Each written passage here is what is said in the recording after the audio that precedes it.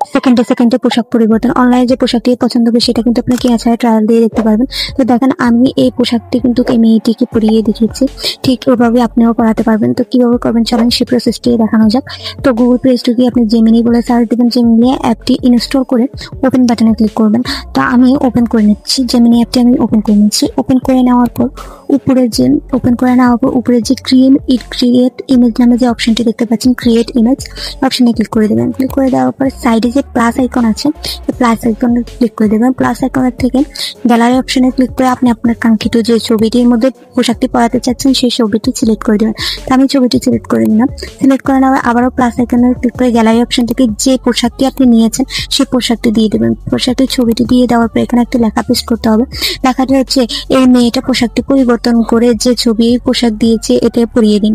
এটা লেখার পর যে জেনারেট বাটন আছে, জেনারেট বাটনে ক্লিক করে দেবো।